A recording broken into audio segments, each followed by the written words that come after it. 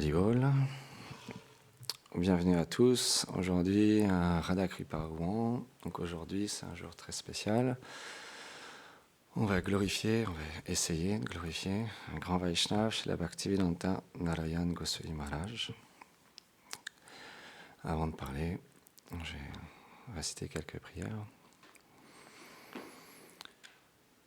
Om Ganati Mirandasya Ganam Janam Sharakaya Shakshur Militam Yena Tasmai Shri Gurave Namah.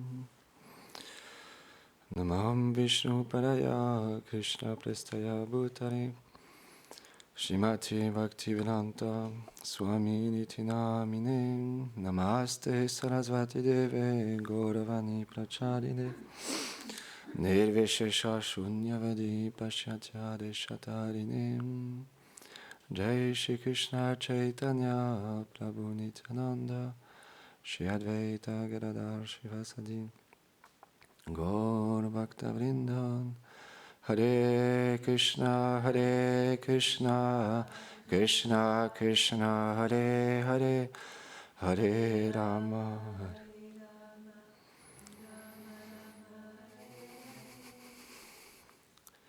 Vrindai Tulasi Devya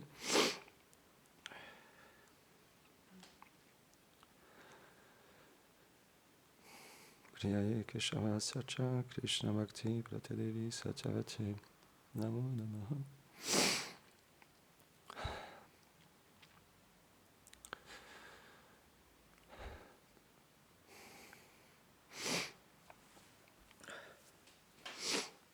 Vanchakarpatarubhyacha Kripa Sindhu Nyahevacha Patitanam Pavanebhyo Vaishnavebhyo Namo.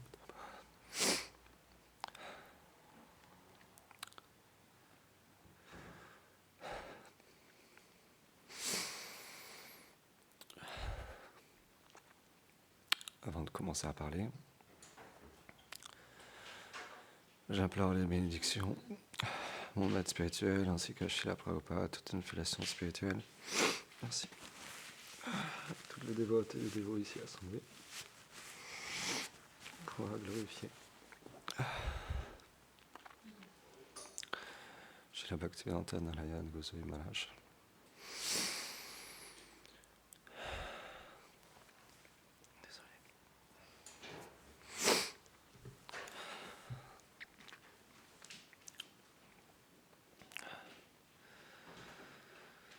Donc, Srila Bhaktivedanta Narayan Goswami Maharaj, il est apparu en Inde, au Bihar. Quand il était enfant, il était vraiment un enfant très, très calme. Bien que les autres enfants, parfois, naturellement, ils jouaient, et après avoir passé la journée à l'école, ils jouaient ensemble. Lui, il écoutait régulièrement son père donner des conférences, parce qu'il était vraiment expert à parler sur les gloires de Shri Ramachandra, parce que Srila Bhaktivedanta Narayan Goswami Maharaj, avant de chanter le Mahamantra, Hare Krishna, Krishna Krishna, Hare Hare, Hare Ram, Hare Ram, Ram Ram, Hare Hare. Il chantait Hare Ram, Ram Ram, Hare Hare, Hare Ram, Ram Ram, Hare Hare. Il adorait le Seigneur Ramachandra. Et sa grand-mère, quand il est né, elle lui a donné le nom de Bolanath, qui est un nom du Seigneur Shiva.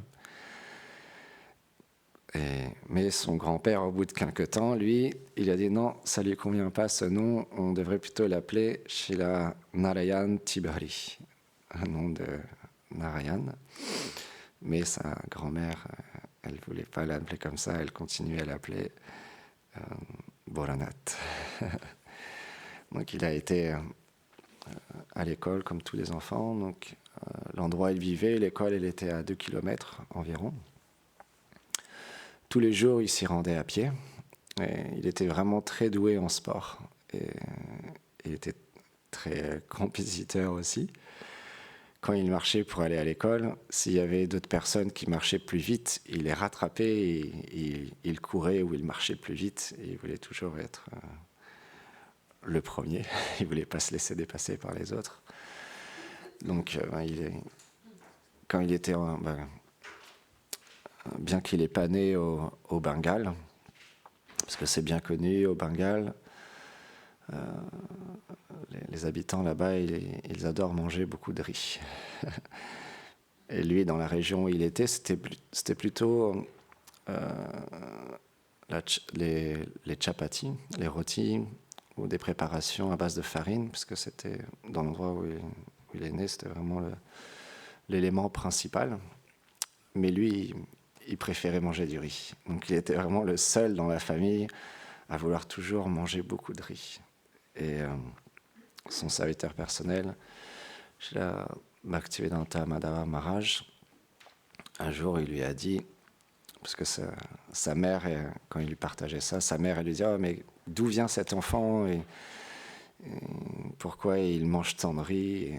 Et à ce moment-là, son serviteur lui a dit « En fait, comme tu es un associé du Seigneur Chaitanya Mahaprabhu, et dans cette région au Bengale, ils mangent tous du riz, et donc toi aussi tu manges du riz. » Et donc le temps est passé, il a été à l'école, et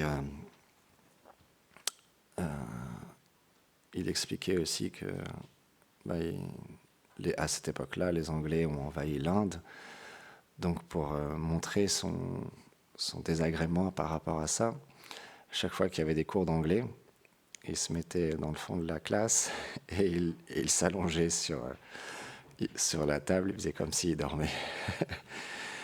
Et donc un jour aussi, ensuite il a été à l'école supérieure et il était vraiment très très doué dans le sport, et à un moment donné il y a eu une sélection pour rejoindre la police. Donc il a fait les examens, tout ça, et puis à un moment donné, c'est arrivé au moment donné où ils allaient faire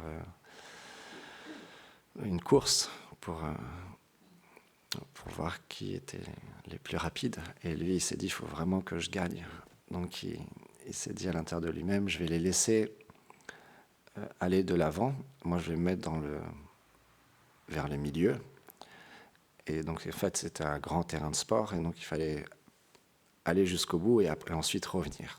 Donc il a élaboré son plan dans sa tête. La course a commencé. Donc il est resté dans les milieux. Et quand il est arrivé au bout, après, sur le chemin de retour, là, il a accéléré, il a dépassé tout le monde et il a gagné. Les élèves, ils ont argumenté, ils ont dit « Mais t'as triché, c'est pas possible. T'as pas dû aller jusqu'au bout. » Et il a dit « Si vous me croyez pas, il n'y a pas de problème. Moi, je suis encore en forme, on refait la course. » Et les profs, ils sont arrivés, ils ont dit « Non, il n'a pas triché, c'est lui qui a gagné. » Donc il a rejoint la police comme ça. Et à ce moment-là, il y avait un disciple de Srila Bhaktisiddhanta Sarasvati Thakur Prabhupada qui s'appelle Bhakti Kamal Madhusudan Maharaj. Et à ce moment-là, il était brahmachari, mais ensuite il a reçu ce nom de sannyas. Et donc il voyageait dans différentes régions de l'Inde, et puis là, il était venu dans cette région donner des conférences sur les gloires de Shri Chaitanya Mahaprabhu. Et il parlait d'une manière tellement éloquente, avec tellement d'expertise, il pouvait contrer tous les arguments. Mais il venait aussi du Bengale, alors il parlait en bengali, et Naren Maharaj, à ce moment-là, il ne comprenait pas le bengali. Et donc pendant tout le moment de la conférence, il écoutait, mais il ne comprenait pas grand-chose, quoi. Et à la fin, le Swami, il est allé le voir et il lui a dit oh, est-ce que tu as compris, etc. Il a parlé un petit peu avec lui. Il a dit non, en fait, je ne parle pas le bengali. Donc du coup, il reparlait personnellement avec Narayan Maharaj pendant 1 heure en anglais. Bien qu'il n'apprécie pas le fait que les Anglais ils ont envahi l'Inde à ce moment-là. Il parlait quand même anglais, plus que le bengali, parce qu'il ne comprenait pas le bengali. Et donc, pendant 1 semaine comme ça, Bhakti Kamal Madhusudan Maharaj, il parlait à Srila Bhaktivedanta Narayan Goswami Maharaj sur la philosophie, sur les gloires de Krishna, Chaitanya Mahaprabhu, et puis il parlait aussi de Srila Bhakti Pragan Keshav Goswami Maharaj, qu'ils avaient un ashram, un temple à Navadvip. Et Srila Narayan Maharaj, sans rien dire à personne, à un moment donné, il a décidé d'arrêter sa fonction de policier. Et donc il a écrit une lettre, il a donné sa lettre de démission. Et là, il lui a dit, mais le commandant, l'officier, il lui a dit, mais je comprends pas, tu es tellement doué, dans quelques années, tu aurais été haut gradé, tu as vraiment toutes les compétences quoi, pour faire partie de la police. Et là, il lui a dit, mais je veux monter un business. Et il a dit, mais quel genre de business? Et il a dit, un business où il n'y a jamais de perte.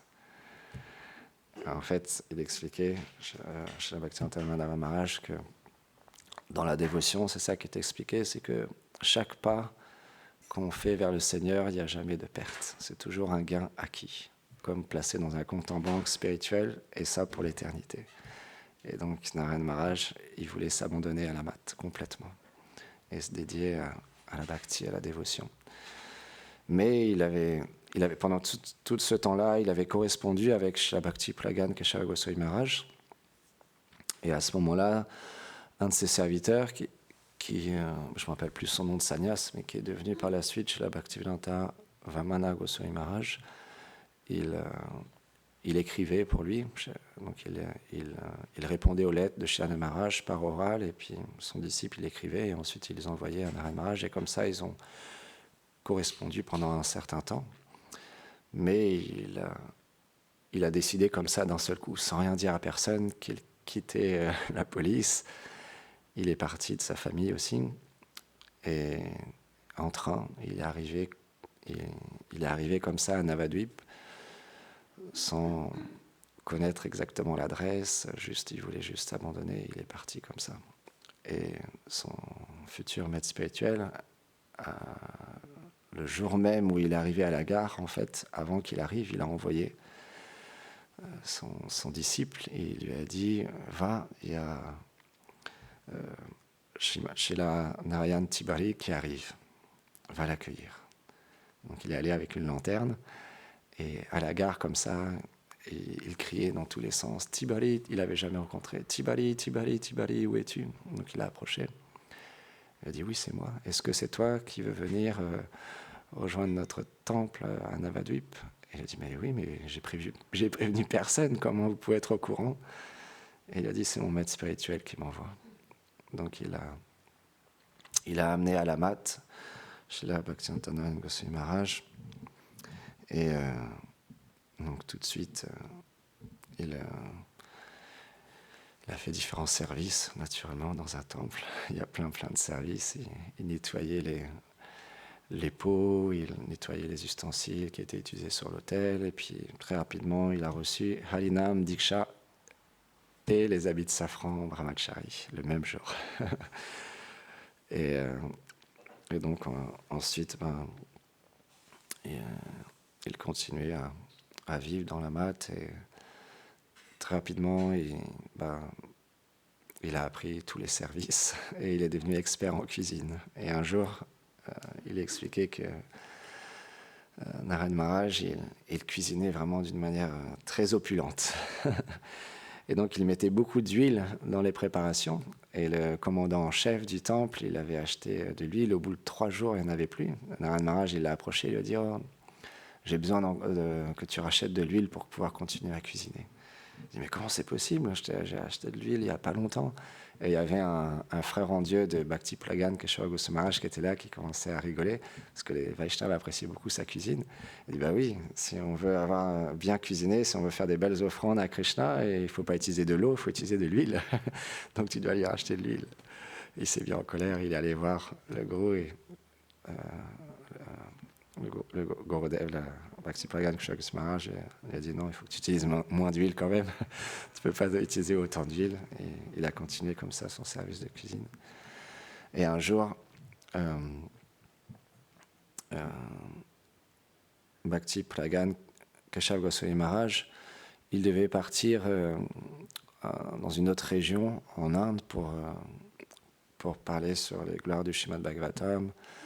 Mais il avait un de ses serviteurs qui était très très malade, qui était atteint de la tuberculose, je crois. Donc à ce moment-là, c'était très difficile, même impossible de guérir de cette maladie-là. Et donc il ne voulait plus partir, parce qu'il voulait rester auprès de son disciple.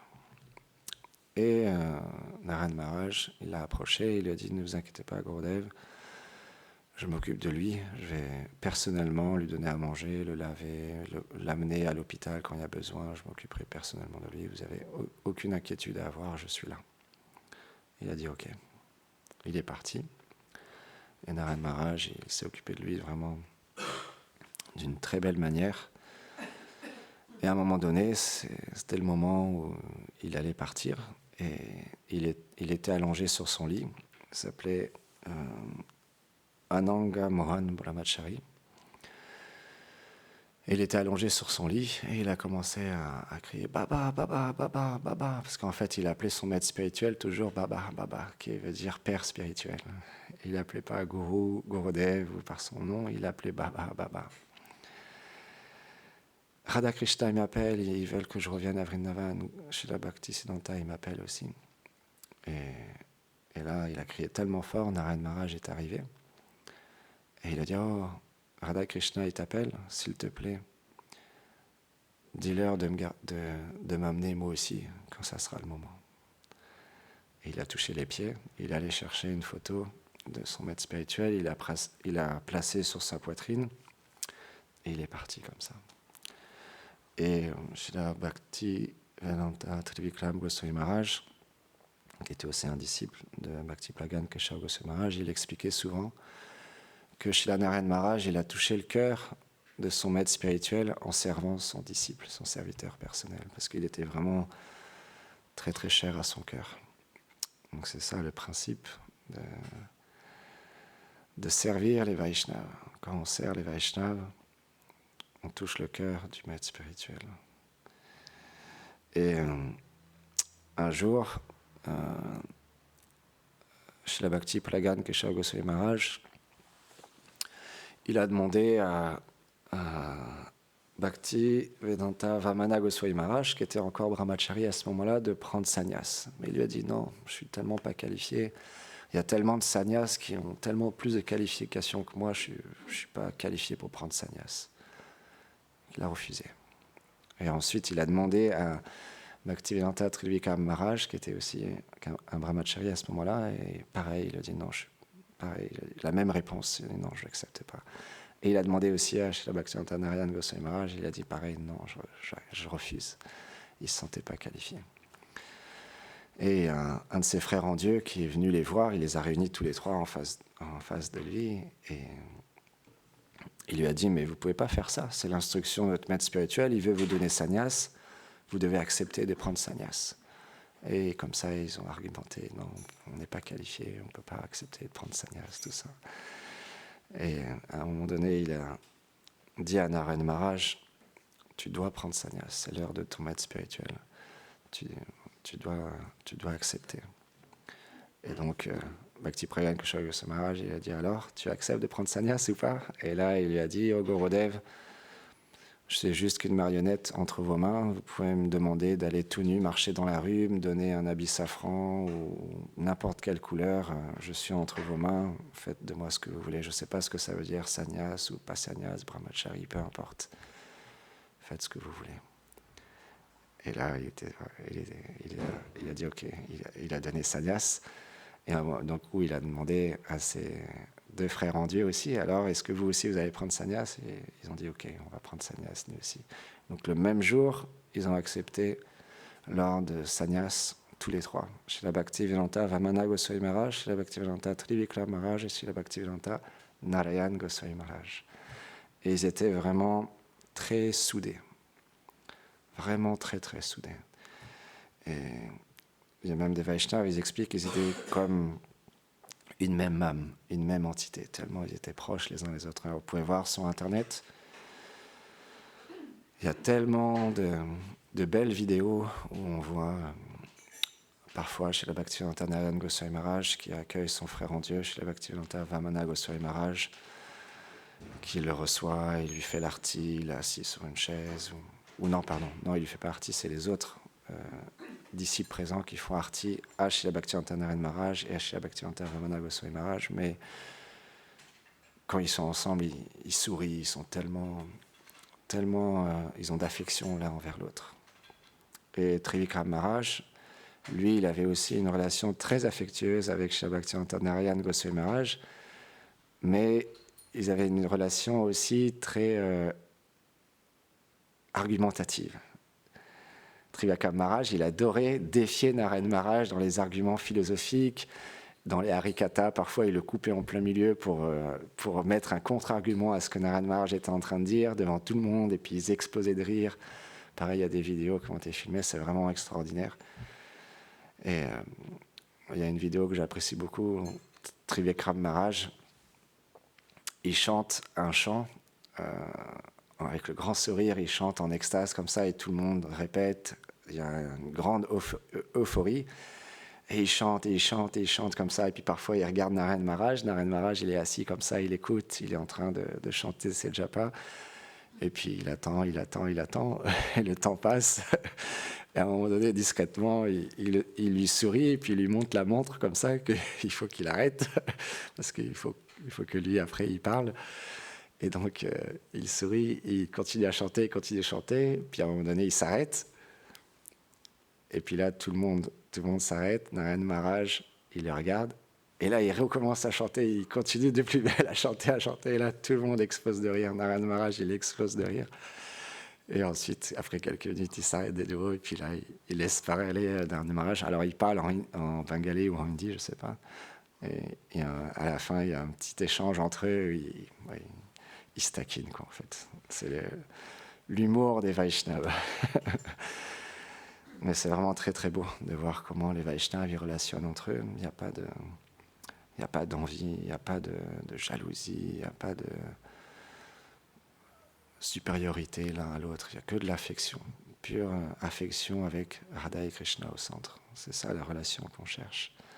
Donc c'est vraiment des personnes extraordinaires. Narayana Maharaj, il était vraiment tellement qualifié, tellement il avait de qualité. Un jour, son maître spirituel, comme il parlait le hindi, il lui a demandé d'aller prendre en charge le temple de Mathura. Donc Narayana Maharaj, il était à Mathura. Et à ce moment-là, Mathura, dans ce temple-là, c'était vraiment très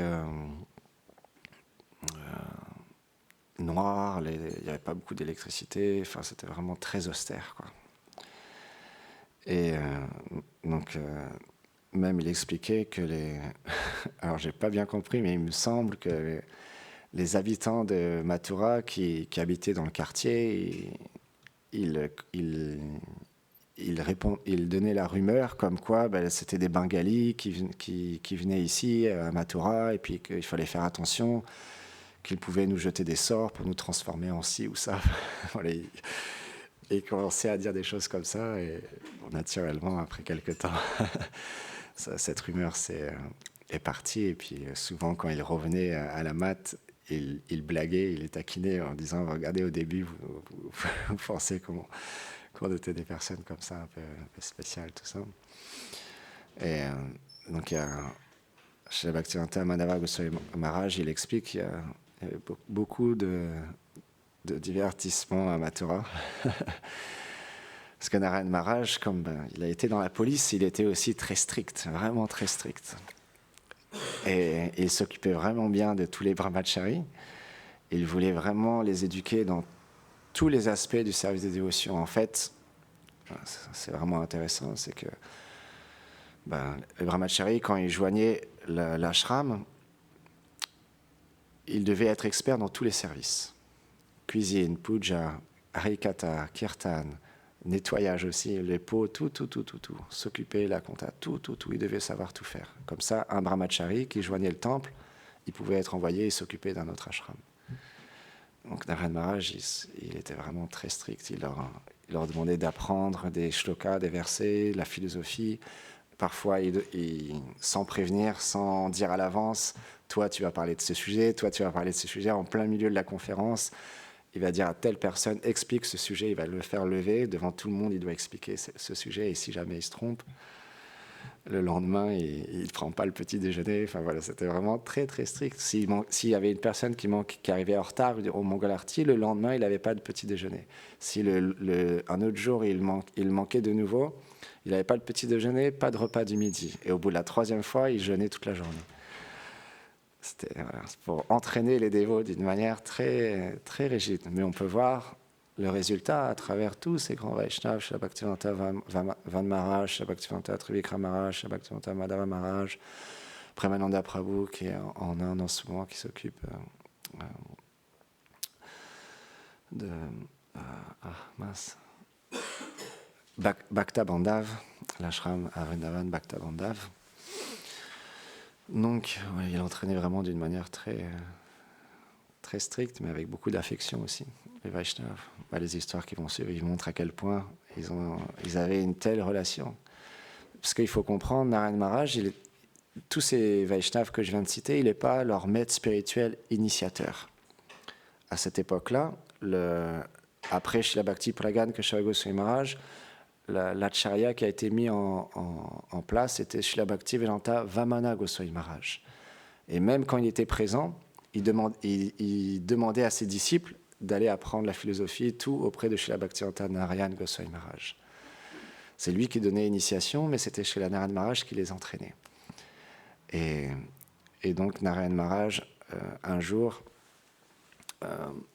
il y a justement Trivikram Maharaj et Vamana Maharaj qui sont arrivés à Mathura, ils les ont accueillis, ils ont fait Harikatha pendant une longue période, je ne me rappelle plus combien de temps, et ensuite Narayana Maharaj a envoyé chez le Bhaktivedanta Madhava Maharaj, qui était encore Brahmachari à l'époque, je ne me rappelle plus son nom, Brahmachari. Il lui a demandé d'aller acheter des tickets pour qu'il puisse repartir à Navadvip.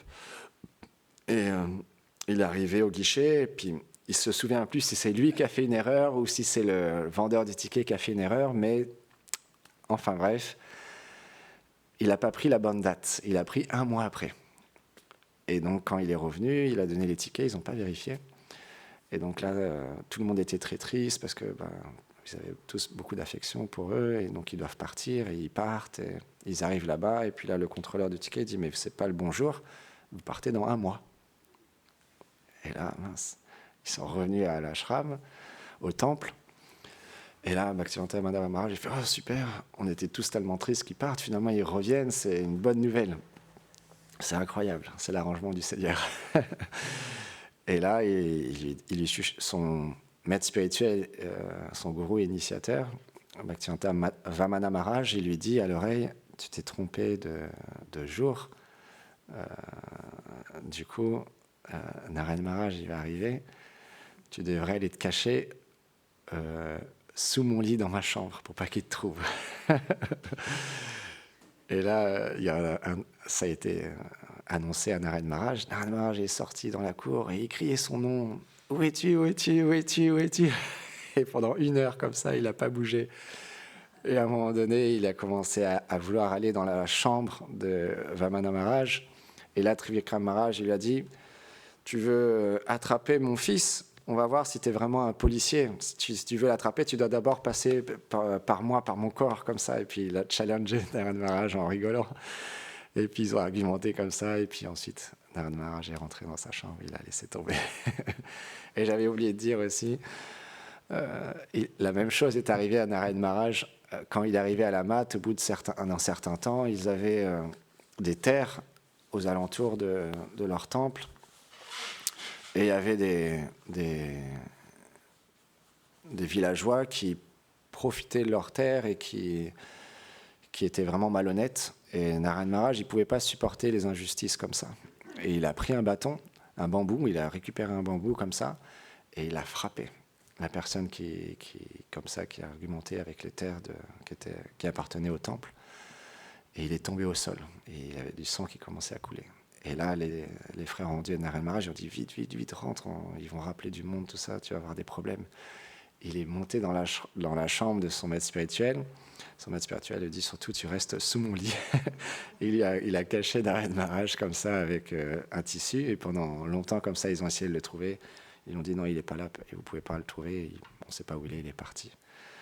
Et donc un autre jour aussi, donc quand on revient à la mat à Mathura,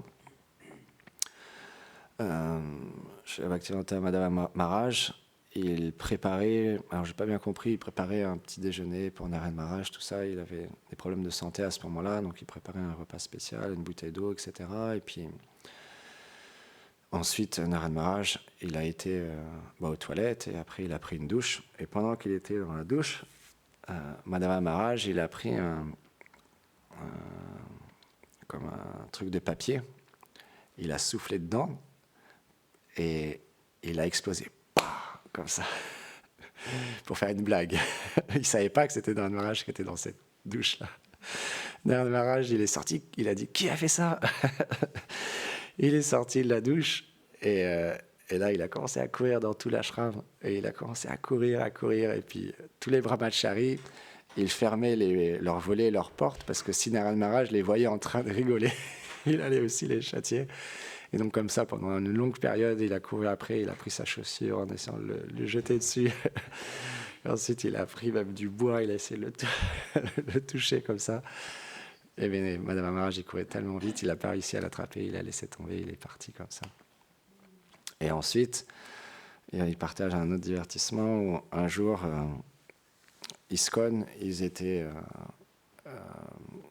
il y avait un problème avec une affaire à Bombay. Et donc, ils ont demandé à Srila Bhaktivedanta Narayana Goswami Maharaj de venir les aider. Et donc, Narayana Maharaj, il partait tout seul à chaque fois en train pour aller à Bombay. C'était très fatigant pour lui à chaque fois. Et en plus, il ne connaissait pas non plus sa diète, etc. Donc, la cuisine que les dévots d'ISKCON lui préparaient, ça le rendait malade, en fait.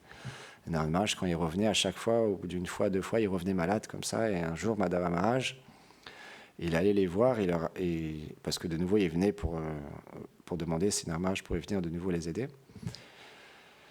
Et Madhava Maharaj, il allait les voir à l'encontre, il a dit « Maintenant, si vous voulez que notre maître spirituel il vienne vous aider, vous devez donner 2 tickets.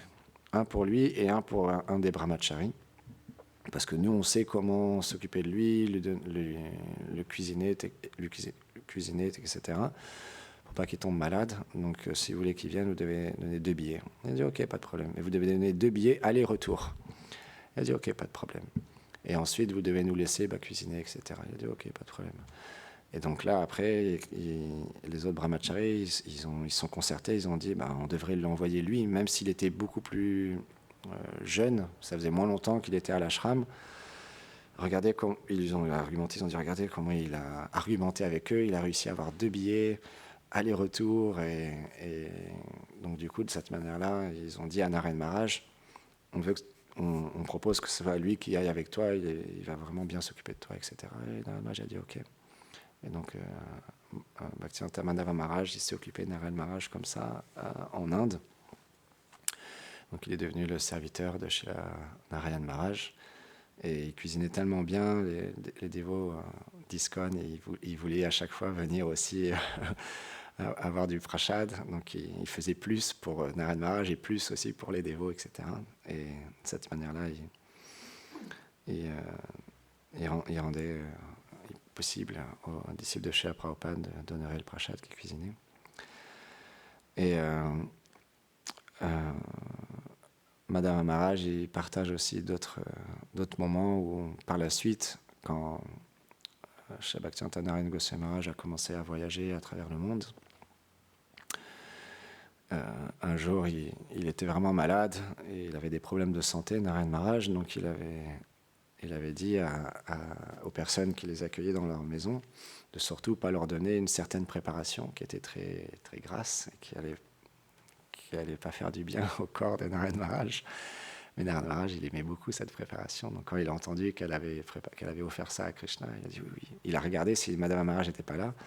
Il a dit donne-moi. Et plus tard, quand Madhava Maharaj est arrivé, il a appris.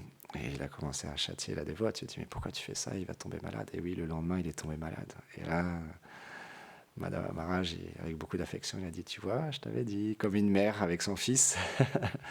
Il dit, je t'avais prévenu, il fait, si tu manges cette préparation, tu vas tomber malade, etc. Et de nouveau, un autre dévot comme ça, il avait, il accueillait Narayan Maharaj.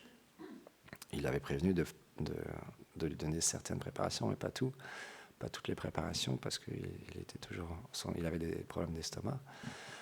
Et de nouveau, il y avait cette préparation, je ne me rappelle plus ce que c'est, qui avait été offerte. Donc du coup, Narayan Maharaj lui a dit, donne-moi, donne-moi. Et il avait demandé avec tellement de force. On sait comment les Vaishnavas, parfois, ils peuvent se mettre en colère, par affection aussi. Et là, le disciple n'a pas pu refuser, il lui a donné cette préparation. Non, il allait voir Madame Maharaj pour lui dire qu'il ne savait pas quoi faire. et Madame Maharaj est arrivée, il a commencé à caresser la tête de Narayan Maharaj, la joue, il a dit, oh, Lala, mon enfant, tu vas tomber malade si tu prends ça, tu t'en as pris un, ça suffit maintenant, etc. Et Narayan Maharaj lui a dit, oh, est-ce que je pourrais en avoir un autre demain quand même? Et Madame Maharaj lui a dit, oui, et le dévot était tellement surpris de voir comment Madame Maharaj il arrivait à complètement harmoniser avec Gurudev, avec Narayan Maharaj. Donc, ouais, on a dépassé le temps, donc on va s'arrêter là, mais il y a tellement de divertissements, tellement d'histoires qui glorifient chez la Bhaktivedanta Narayan Goswami Maharaj. C'était un Vaishnava tellement exalté, qui a écrit tellement de merveilleux livres, qui a voyagé partout à travers le monde, qui a aidé tellement de personnes à progresser spirituellement. Et moi-même, j'ai eu le privilège, la bonne fortune de recevoir Harinam Diksha de Srila Bhaktivedanta Narayan Goswami Maharaj. Pour la petite histoire, je n'avais pas du tout prévu de me faire initier quand je suis allé en Hollande. À cette époque-là, j'avais 15 ans. Comme beaucoup d'enfants, même si j'avais entendu les gloires de Krishna et j'entendais régulièrement le Harikatha, j'étais attiré par Krishna, mais pas plus que ça à recevoir initiation. Je n'étais pas très sérieux à ce moment-là et je n'avais pas de pratique spirituelle vraiment. Mais par l'influence de mes amis, parce que j'avais beaucoup d'attachement pour mes amis, mes camarades avec qui je passais tout mon temps. Dès que j'avais l'occasion d'être avec eux, je prenais cette opportunité-là. Et donc à ce moment-là, il y avait un de mes amis, son père est allé à ce festival où Narayan Maharaj il allait donner des conférences et du coup, beaucoup de monde allait là-bas. Moi, j'allais là-bas pour être avec mon copain, pour pouvoir jouer au foot, profiter de la piscine et jouer au ping-pong, etc. Mais en même temps, on nous inspirait à venir écouter de temps en temps le Harikatha. Et quand Narayan Maharaj a commencé à parler, avant de parler, il commençait à glorifier Srila Prabhupada, comment Srila Prabhupada lui avait demandé de venir en Occident et de continuer à aider ses disciples, etc. Et j'ai senti tellement de connexion entre lui et Srila Prabhupada que ça m'a beaucoup touché. Parce que je suis né dans le mouvement de Srila Prabhupada. Donc naturellement, j'avais beaucoup d'affection pour Srila Prabhupada. Et puis à ce moment-là, j'entendais beaucoup de choses, comme il se passe à travers ce monde, malheureusement. Beaucoup de gens disent certaines choses qui ne sont pas très respectueuses envers certains Vaishnavas, qui ne sont pas fondées, qui ne sont pas réelles, malheureusement. Et ça a créé beaucoup de conflits, beaucoup de remous. Mais moi, personnellement, j'ai été beaucoup touché par Srila Narayan Maharaj, par mon maître spirituel, quand il a commencé à parler. Et mes camarades, leurs parents suivaient Narayan Maharaj, ont commencé à me dire oh, on ne sait pas combien de temps il va rester sur cette terre, il est quand même âgé, c'est un Vaishnav qui est qualifié. Et puis moi je connaissais rien, mais bon, je me disais bon, c'est vrai, en même temps il m'a touché, pourquoi pas. pourquoi pas recevoir l'initiation spirituelle, la première initiation. J'avais 15 ans et je ne me rendais pas vraiment compte de ce que ça représentait, les vœux à suivre, etc. Je ne me rendais pas vraiment compte. Je me disais, ok, j'ai suivi mes camarades et donc il y a une dévote. On ne voulait pas mettre au courant les parents de mes camarades. Donc du coup, on est passé à travers une dévote qui nous a introduits, qui nous a dit qu'on avait ce désir-là et qu'on voulait recevoir l'initiation. Et Narad Maharaj a dit OK. Donc on a reçu l'initiation et là, devant tout le monde, il a appelé nos noms, on s'est levés, chacun notre tour. Et là, les dévots français ont été très surpris, très agréablement surpris. Et je me rappelle, c'était vraiment des moments très intéressant, très touchant. Après l'initiation, on s'est assis sur un banc tous les quatre. On a commencé à chanter nos premiers japa après avoir reçu l'initiation. Très rapidement après, malheureusement, on a arrêté de chanter. On n'a pas été très sérieux. On était plus intéressés à jouer au football et à passer du temps à faire des jeux vidéo et puis voilà, à s'amuser qu'à chanter ou à apprendre la philosophie. Mais ça m'a quand même donné une très forte impression de recevoir l'initiation de Narad Maharaj. Et c'est ce qui m'a donné la force d'arrêter les études et de commencer à me dire que je devrais peut-être essayer d'apprendre cette philosophie, d'apprendre qu'est-ce que c'est la bhakti, la dévotion. Et j'ai commencé à lire le livre de Srila Prabhupada et je suis allé en Inde. Et tout ça, c'est grâce à mon maître spirituel, parce que sans sa miséricorde, j'aurais jamais pu avoir cette force de rester en Inde pendant tout ce temps-là et m'imprégner, commencer à lire le Srimad Bhagavatam. J'ai lu tout le Bhagavatam quand j'étais en Inde. Et ensuite, j'ai reçu la deuxième initiation spirituelle, Diksha, à Govardhan. Et là, la seule fois où j'ai posé une question à Srila Narad Maharaj, parce qu'il faut comprendre, Narad Maharaj, à ce moment-là, il avait des milliers et des milliers de disciples. Donc il était très âgé, c'était pas évident d'avoir une relation, on va dire, intime comme on peut avoir nous avec Gurudev. Et donc je lui ai posé cette question, est-ce que je pouvais rester dans ce lieu saint, Radhakund, et puis apprendre le Bridangam, l'harmonium avec un professeur là-bas. Et il a expliqué en fait qu'en tant que Gaudiya, ils ont une autre humeur, les Babaji qui vivent à Radhakund, donc tu devrais plutôt rester dans une humeur avec les Gaudiya Vaishnav, avec la lignée de Srila Bhaktisiddhanta Sarvajita Thakur Prabhupada. Et je n'avais pas prévu, donc j'étais un peu perturbé. J'ai pris conseil auprès de différents Vaishnav, et puis un sannyasi français qui m'a dit qu'il y avait un dévot qui s'appelait Premadana Prabhu, qui s'occupait du temple à Mathura, justement, de tous ces divertissements qu'on a entendus avec Narad Maharaj. C'est lui maintenant qui s'occupait du temple. Et il entraîne bien les brahmacharis, etc. Tu devrais aller avec lui. Donc je l'ai approché, et puis il m'a dit que lui, il n'avait plus de place, mais que je pouvais aller avec Vaikanash Maharaj, qui est à Bangalore, et ça serait comme si tu serais avec moi. J'ai dit OK. Et je suis resté 5 mois à Bangalore, et c'était vraiment une expérience incroyable. J'ai vraiment appris beaucoup de choses avec le Swami qui était là-bas, le brahmachari, Giridhari Prabhu. Il y avait une très belle ambiance.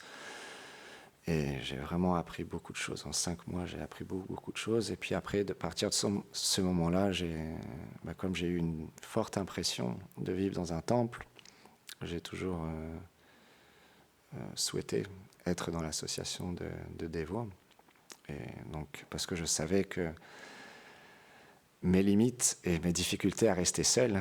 Et quand je revenais de l'Inde, j'ai resté en France, donc j'allais dans un temple de Srila Prabhupada. Et donc, je restais plusieurs mois là-bas. C'était vraiment, pareil, une très belle expérience. Mais par la suite, de nouveau, j'ai dû partir de cet endroit et je suis resté seul. Et à ce moment-là, ça a été un moment très difficile dans ma vie. Et j'ai rencontré beaucoup de tests. Et j'avais vraiment plus aucune inspiration pour la vie spirituelle. J'étais vraiment on peut dire, dans une léthargie totale. Mais Krishna est tellement miséricordieux, mon maître spirituel est tellement miséricordieux. Ils m'ont permis, par un arrangement spécial, de rencontrer Gurudev ici, la famille ici, le temple ici, et de pouvoir me retrouver parmi vous aujourd'hui. Tout ça est grâce à la miséricorde de mon maître spirituel, parce que sans ses bénédictions, sans le fait qu'il m'ait donné Harinam Diksha, je ne serais pas ici aujourd'hui, ça c'est sûr. Parce que l'énergie matérielle est très puissante. Et j'ai toujours senti que c'était grâce à lui, que même si j'étais pas sérieux, en même temps, il y avait quelque chose qui me gardait un peu, et ça, c'était sa miséricorde. La miséricorde de Gurudev, comme on dit, Om Gana Timilandasya Ganam Lalam Shalakaya. C'est le maître spirituel qui nous sort de ce puits sans fond de la vie matérielle où on oublie notre réalité et on pense qu'on a mieux à faire dans ce monde. Et dû à nos attachements, on perd tellement d'années, tellement de temps. Moi, on ne peut pas dire regretter, mais j'aurais pu apprendre beaucoup plus de choses, j'aurais pu être beaucoup plus qualifié, parce que malheureusement, j'ai tellement perdu de temps et j'ai tellement appris très peu de choses finalement. Parce que dans cet âge-là, si on est sérieux, on peut apprendre vraiment beaucoup, beaucoup. Et j'ai pas pris cette opportunité-là, donc je peux pas regretter non plus, parce que c'est pas l'humeur non plus de... Parce que si je suis ici, c'est peut-être aussi parce que j'ai pas appris beaucoup de choses. Parfois, je me dis ça aussi. Que ça peut aussi, parfois, si on apprend beaucoup de choses, on peut devenir très, très, très orgueilleux. Et déjà que je suis très orgueilleux, j'aurais été encore plus orgueilleux. Et j'aurais peut-être pas pu prendre refuge de Gurudev, où les arrangements auraient pu être autres. Donc c'est comme ça. Mais en tout cas, je remercie du fond du cœur mon maître spirituel de m'avoir donné l'initiation, de m'avoir aidé dans ma vie spirituelle, même si je ne l'ai pas rencontré personnellement de nombreuses fois. Je n'ai pas eu forcément d'échanges très intimes avec lui. Il reste qu'il m'a sauvé, qui me permet de continuer à apprendre sur le Bhakti Yoga et de pouvoir être maintenant avec Gurudev, chez Bhakti Damodar Goswami Maharaj, qui tout de suite m'a accueilli, m'a donné refuge, m'a aidé énormément. Il continue à m'aider. Et il m'a toujours aussi parlé de Shri Narayana Maharaj avec beaucoup, beaucoup, beaucoup d'affection. Parce que Gurudev, il a une grande affection pour Shri Narayana Maharaj. Et donc voilà, alors désolé d'avoir débordé un petit peu. Je sais qu'on a tous beaucoup de services. Go Premanande Haribo, Shri Bhaktivinoda Narayan Goswami Maharaj Ki Jai.